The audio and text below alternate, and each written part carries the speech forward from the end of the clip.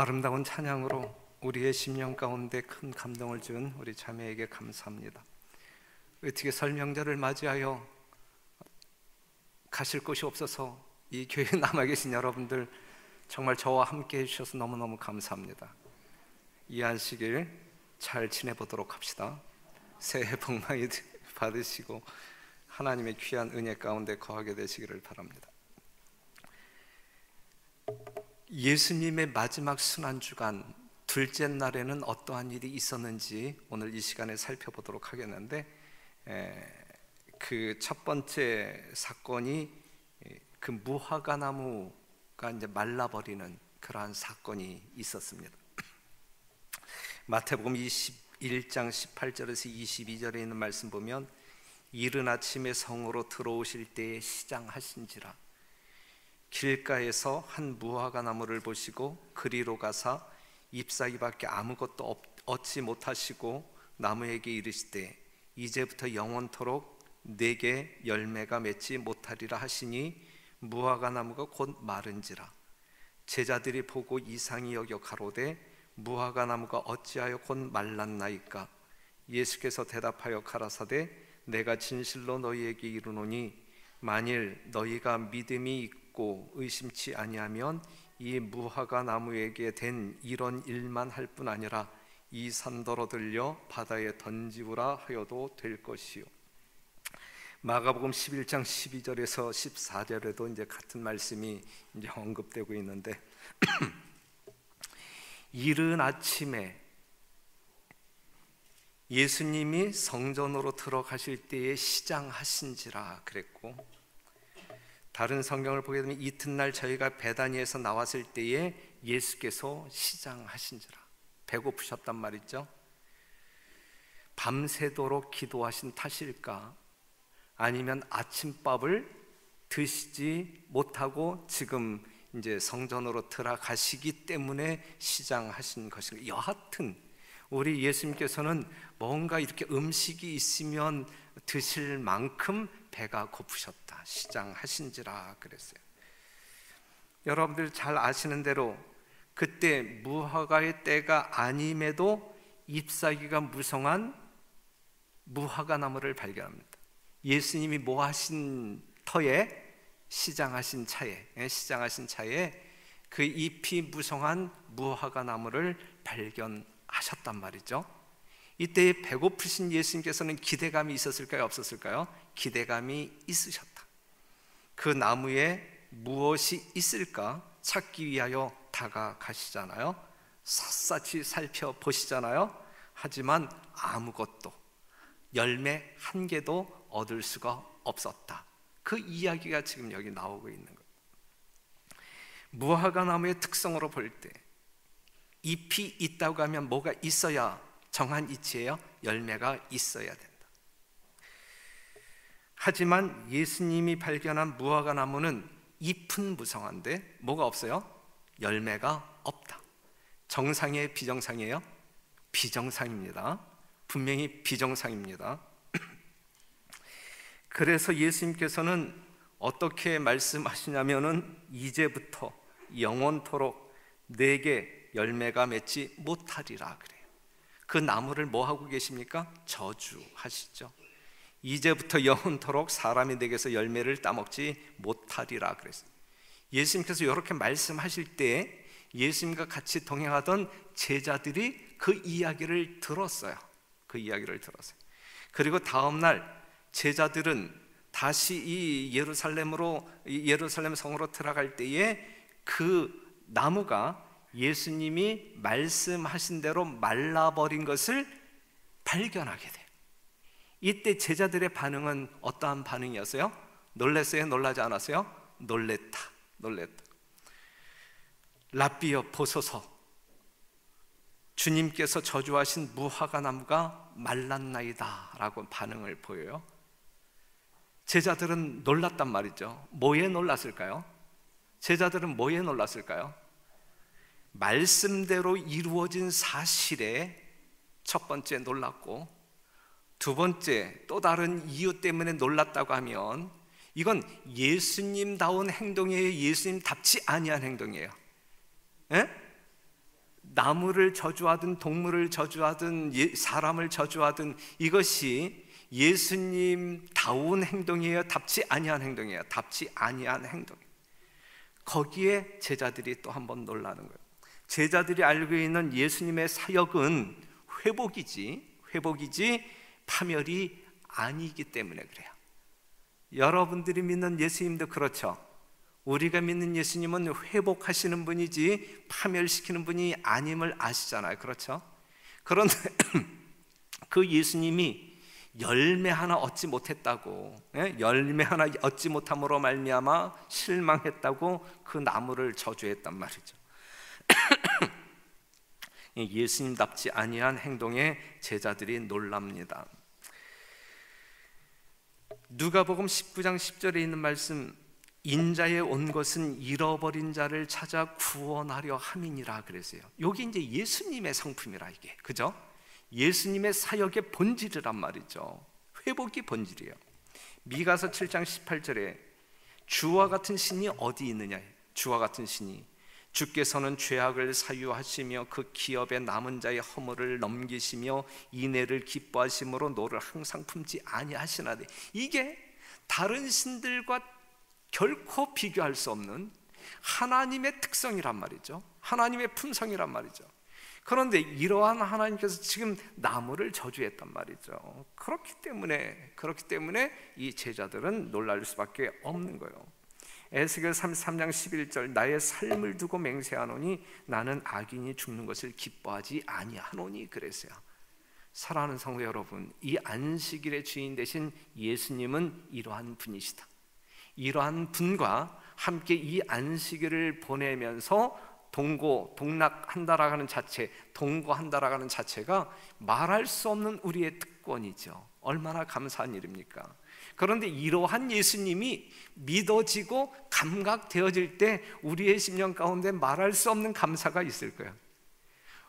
성경 말씀에는 분명히 우리 하나님을 이렇게 묘사하고 있는데 이것이 우리의 심령 가운데 터치가 안 되고 믿어지지 아니한다고 하면 아무리 다른 신들과 비교할 수 없는 하나님이라 할지라도 그것이 우리에게 무슨 소용이 있겠어요, 그죠? 네.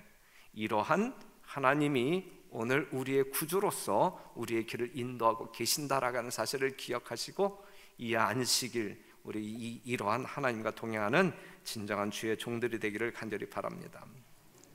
그런데 이러한 예수님이 무화과 나무를 저주하심으로 무화과 나무가 말라버렸다, 이것이죠. 그렇다고 하면 예수님의 품성과 거리가 먼 듯한 이러한 사건이 일어났는데, 그렇다고 하게 되면 여기엔 반드시 뭐가 있어요? 하나님의 기별이 있다. 하나님의 메시지가 있다. 이 메시지가 뭐냐, 이것이죠. 하나님께서 이 사건을 통하여 우리에게 하시고 싶어하는 말씀이 뭐냐, 이거죠. 뭐냐. 여기서 잎이 무성한 이 뽐내는 잎사귀로 의기양양하던 그 열매 맺지 못하는 무화과 나무는 누구를 비유하고 있냐면 당시 유대인들을 상징하고 있는 거예요. 예수님은 이 비유를 통해서 이스라엘 백성들의 운명의 원인과 확실성을 제자들에게 보여주고 싶었던 거예요. 우리는 이 사건을 통하여, 이 본문을 통하여 그러한 교훈을 얻어야 할 것입니다. 유대인들은 하나님과 어떠한 관계? 언약 관계, 그렇죠? 언약 관계로 맺어진 하나님의 백성, 하나님께 대한 충성을 고백함으로 말미암아 특별한 백성들로 성결되어진 민족, 그죠? 그래서 이스라엘 백성들은 하나님의 특별한 총애를 받아왔고 다른 모든 백성들보다 의로웠고 더 번영을 누렸었다, 이것이죠. 하지만 이 사람들이 이렇게 시작한 유대인들이 세상을 사랑하고 물질을 탐함으로 말미암아 변질되었다, 타락했다, 이거예요. 저들은 하나님에 대한 지식은 자랑했지만 하나님의 요구에는 무식하였고 위선으로 충만했다. 열매 없는 무화과 나무와 같이 저들은 뽐내는 가지를 높이 뻗고 외모로는 화려했지만, 눈에는 아름다웠지만, 뭔가 의식에는 뭔가 어떤 그 위험이 있었지만, 실제적으로 그 내면 중심 가운데 있어야 할 무엇은 없었어요? 하나님의 율법은 없었고 순종은 없었고 살아계신 하나님이 존재하지 않았다. 모양은 황희찬란한데 내용은 없었다. 알맹이는 없었다. 씨앗은 없었다, 이것이죠. 장엄한 성전과 제단과 제사장들이 쓰는 관, 아주 인상 깊은 의식들이 매 안식일 하나님의 성전에서 예배라고 하는 어떤 행위로 이루어지고 있지만, 거기에는 하나님이 함께 하실 수 없는, 그러한 믿음이 없는 그러한 장소로 변질되고 말았다. 하나님의 사랑과 자비가 보이지 않았다, 이것이죠. 이러한 모습으로 사는 것이 좋을까? 아니면 열매가 없다고 하면 차라리 잎사귀도 없는 게 좋을까? 하나님께서는 뭘 원하십니까? 하나님께서는 차라리 잎사귀 없는 나무가 낫다. 왜냐하면 잎사귀가 없다고 하면 뭐도 없으니까, 기대도 없으니까. 기대가 없으면 뭐도 없으니까, 실망도 없으니까. 이방인들은 하나님을 섬긴다라고 공언하지 않아요? 저들은 선하다고 거만하게 주장하지도 않아요? 저들은 하나님의 일과 방법에 어두워요. 무화과의 때가 아직 그들에게 이르지 않았단 말이죠. 하지만 유대인들은 이미 열매를 맺어야 할 때가 되었음에도 불구하고 그들에게 뭐가 없는 거예요? 열매가 없는 거예요. 여러분들이 잘 아시는 요한계시록 3장 17절 보면, 내가 말하기를 나는 부자라 부유하여 부족한 것이 없다 하니 내 곤고한 것과 가련한 것과 가난한 것과 눈먼 것과 벌거벗은 것을 알지 못하도다. 라오디게아 교회, 그들에게 주님께서 하시는 말씀은 15절, 내가 내 행위를 아노니 내가 차지도 아니하고 더 없지도 아니하도다. 내가 차든지 더 없든지 하기를 원하노라 그랬어요. 없으면서 있는 척하지 말고, 벗었으면서도 입은 척하지 말고, 가난함에도 불구하고 부한 척하지 말고, 있는 모습 그대로 보여달라 이거예요. 누가? 하나님께서 누구에게 요구하실 때? 라오디게아 교인들에게 요구할 때 말이죠. 기든지 아니든지 회색지대에 중간지대에 있지 말고 차든지 더 없든지 해라. 이것이 오늘 우리가 들어야 할 하나님의 음성이라 생각합니다. 예수님께서 시장하셔서 먹을 것을 찾기 위해 무화과 나무에 다가가셨단 말이죠. 마찬가지로 예수님은 의의 열매를 맺기 위하여 누구에게 찾아가요? 자기 백성들에게 찾아오신단 말이에요. 유대인들에게 찾아가신 예수님은 그들에게 뭘 발견하기 위하여? 열매를 발견하기 위하여. 어떠한 열매? 의의 열매. 예수 그리스도의 보혈의 공로로 말미암아 형성되어진, 맺어진 그 열매, 의의 열매를 찾기 위하여 다가가셨지만 발견하지 못해요? 발견하지 못하셨다. 그 백성들로 인하여 우리 주님께서는 기뻐하셨다 아니면 실망하셨다? 실망하셨다. 이거 실망하셨다. 그들로 하여금 열매 맺도록 하기 위하여 우리 주님께서는 모든 것을 다 쏟아 부으시면서 행동하셨는데 말이죠. 열매 맺기에 넉넉한 은혜를 공급하고 뭔가 원료도를 제공했음에도 불구하고 그것이 헛된 결과, 열매 없는 결과를 맛보게 되었을 때에 우리 주님 마음은 어땠을까? 만일 저들이 하나님의 법을 지켰더라면 저들은 그리스도께서 행하신 것과 같은 이기심 없는 사업을 이루었을 것이다 그랬어요. 하지만 그들은 그렇게 살지 않았다. 하나님의 법궤가 있는 백성임에 틀림이 없지만 그 법계, 하나님의 율법이 그들의 삶을 변화시키는데 아무런 효력도 발휘하지 못했다. 하지만 저들은 자만심과 자부심으로 하나님과 사람에 대한 사랑을 가리워 버렸고, 다른 사람 섬기는 일을 거절함으로 말미암아 스스로 멸망의 길을 선택했고, 저들은 하나님의 위탁한 진리의 보화를 다른 사람들에게 나누어 주지 아니함으로 말미암아 있었던 진리도 메말라 버렸고, 있었던 빛도 어두움 가운데 갇혀 버렸고, 그래서 그 무화과 나무가 저주를 받은 거예요. 그렇기 때문에 유대인들이 그러한 심판을 받은 거예요. 성경에서 저주라고 하는 말은 하나님의 은혜가 저들을 떠났을 때에 경험되어지는 자연적인 결과를 저주라고 이야기해요. 하나님께서 이렇게 그냥 그러한 저주를 내리심이 아니라, 우리가 쉽게 이해하실 때에 이스라엘 백성들이 그 광야에 있었을 때 불뱀에 물린 것과 똑같은 거예요. 하나님의 보호의 손길이 떠나자 그 광야에 우글거리던 불뱀에 의하여 그들이 물린 것이지, 없었던 불뱀을 하나님이 보내심으로 말미암아 그들을 물게 하시지 않았다 이거죠. 우리가 이 땅에서 저주 같은 시험에 들 수 있는 것은 하나님의 은혜가 우리를 떠났을 때, 하나님의 보호의 손길이 우리를 떠났을 때 경험되어지는 것이 이러한 것이다 라고 하는 사실을 기억하시고, 그렇기 때문에 전적인 책임이 우리에게 있는 것이지 하나님이 우리를 지켜 보호하시지 않기 때문에 우리에게 이러한 일이 경험되어진다, 이것은 잘못된 핑계란 말이죠. 그래서 이스라엘 백성들은 축복을 나누어 주기를 거절함으로 말미암아 그들 또한 더 이상 축복을 경험할 수 없었다. 호세아 13장 9절, 이스라엘아 내가 패망하였나니, 그들은 패망할 수밖에 없었다.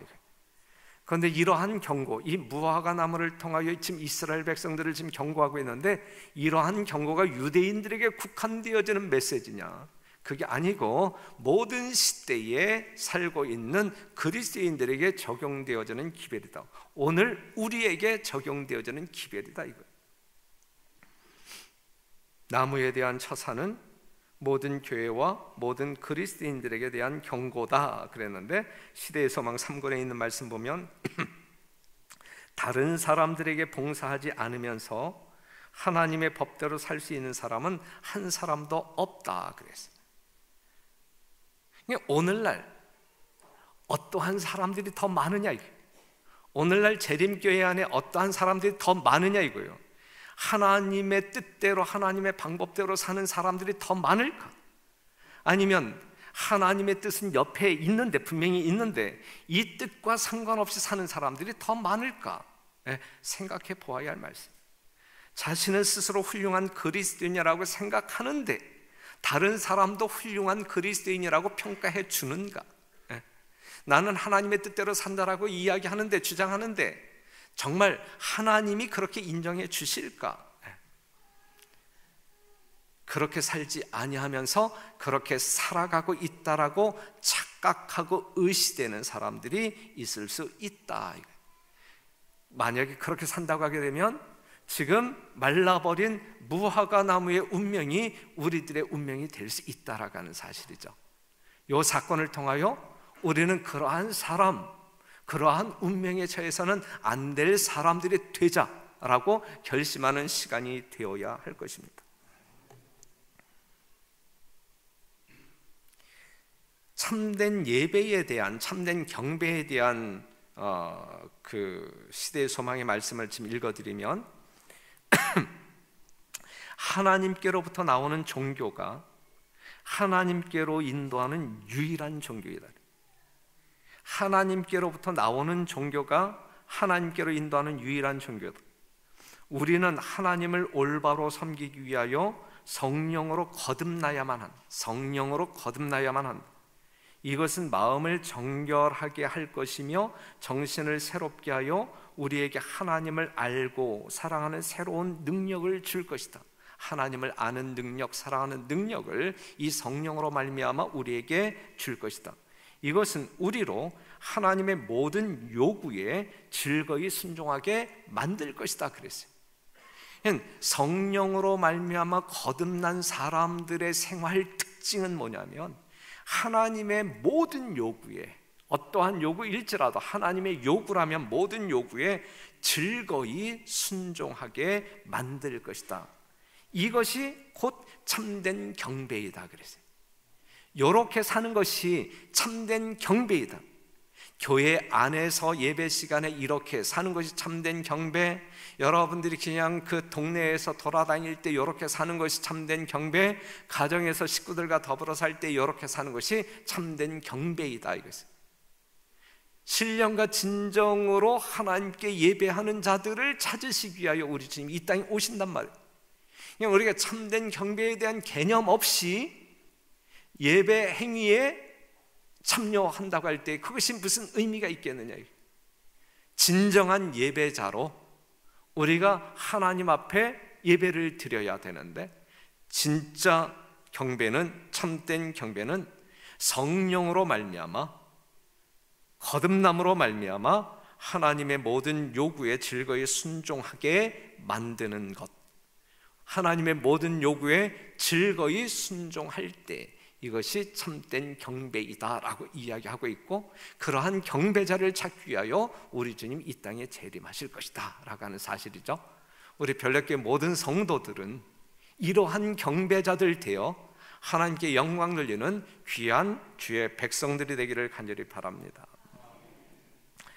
요한복음 15장 16절, 너희가 나를 택한 것이 아니요 내가 너희를 택하여 세웠나니 이는 너희로 가서 과실을 맺게 하고 또 너희 과실이 항상 있게 하여 내 이름으로 아버지께 무엇을 구하든지 다 받게 하려 함이니라.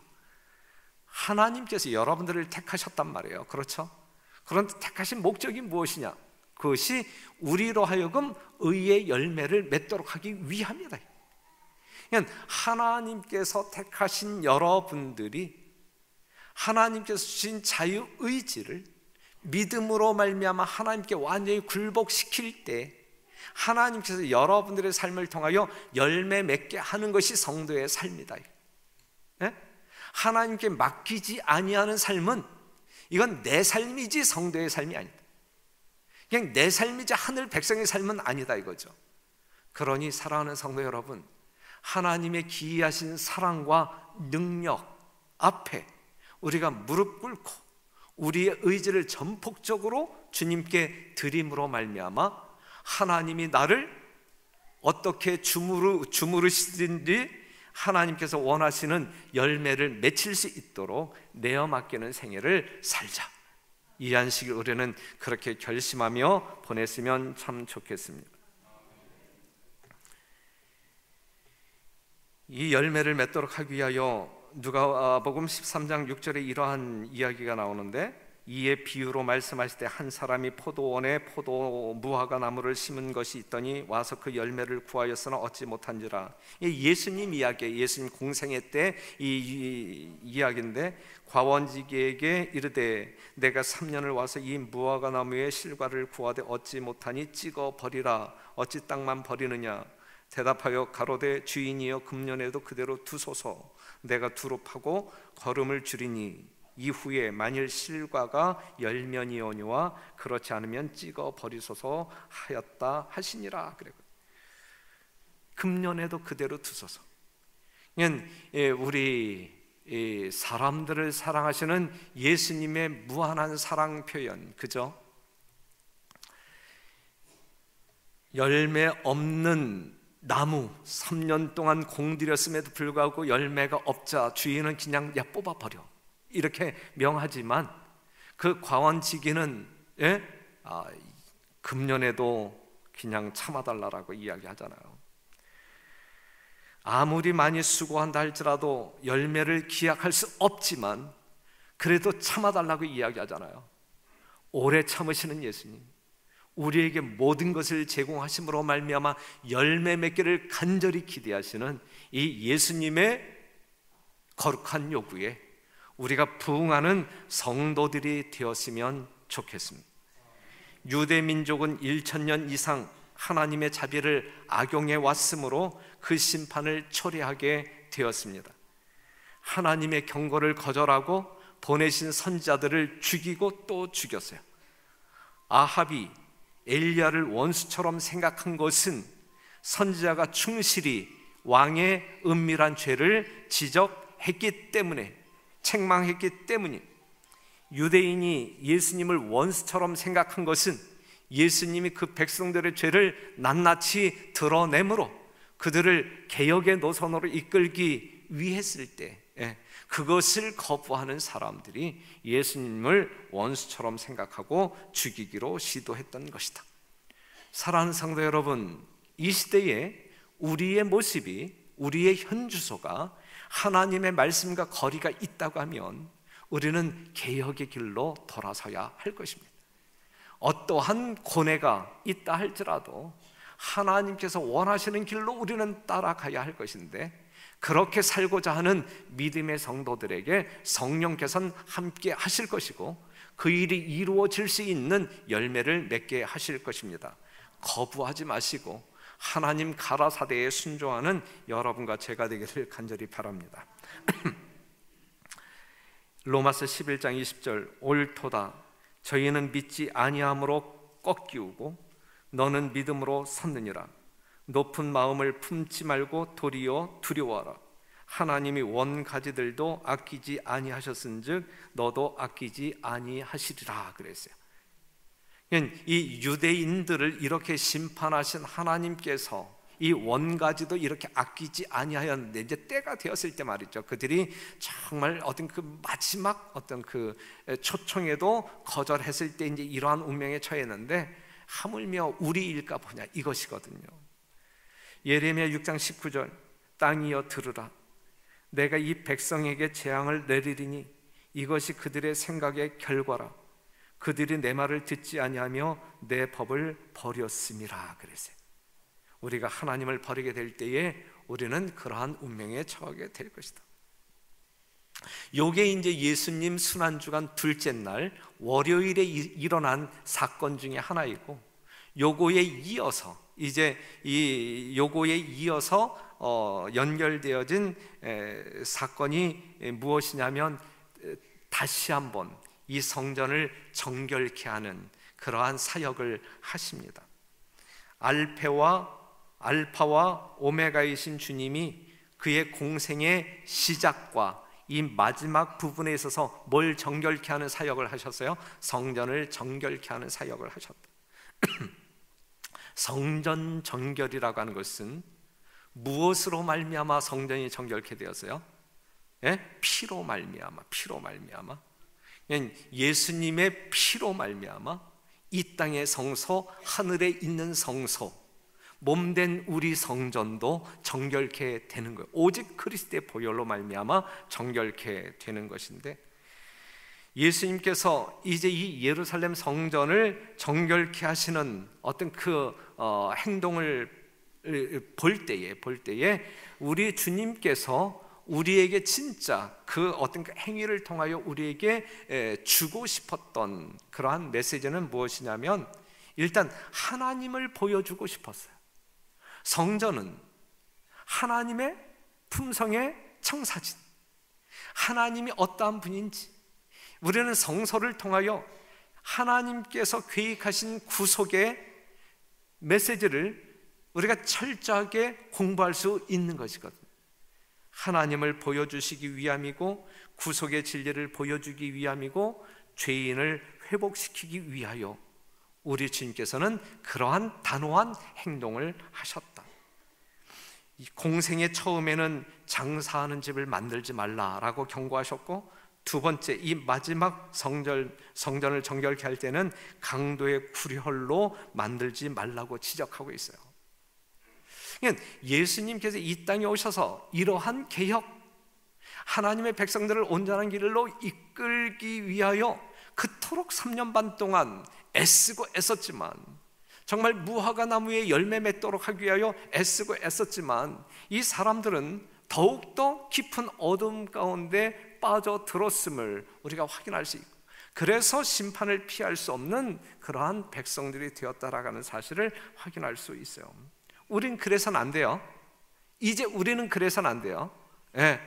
육적 이스라엘 백성들의 이러한 삶의 사건을, 역사를 우리가 공부하면서 우리는 결코 그들이 갔던, 그들이 행했던 그 일을 반복해서는 안 돼요. 그렇죠? 우리가 오늘 공부한 내용을 볼 때에 이 무화과 나무의 사건이나 이 성전을 정결케 하는 사건을 통하여 볼 때에 하나님의 분명한 기별을 우리가 캐치해야 되고, 우리는 결코 이들의 어떤 그 삶을 답습하지 않기로 결심하는 시간이 되어야 여러분들이 하나님의 백성으로 하늘에 갈 수 있지 않겠습니까? 그래야 되는 거예요. 우리는 분명히 그래야 되는 거예요. 이사야 56장 6절에 7절에 있는 말씀, 또 나 여호와에게 연합하여 섬기며 또 여호와의 이름을 사랑하며 나의 종이 되며 안식일을 지켜 더럽히지 아니하며 나의 언약을 굳게 지키는 이방인마다 내가 그를 나의 성산으로 인도하여 기도하는 내 집에서 그들을 기쁘게 할 것이며 그들의 번제와 희생은 나의 단에서 기꺼이 받게 되리니 이는 내 집은 만민의 기도하는 집이라 일컬음이 될 것임이라. 그래서 만민의 기도하는 집, 하나님의 집, 하나님의 교회, 진리의 기둥과 터, 이러한 생명력을 가지고 있는 그러한 교회는 안식일을 지켜야 지키잖아요. 안식일을 지키는 거예요. 안식일을 지키는 이방인마다 하나님의 집이 제공되는 거예요. 거기서 하나님과 더불어 교통하는 거예요. 그곳에서 기도로 하나님과 교통하면서 하나님의 백성됨을 우리가 뭐 하는 거예요?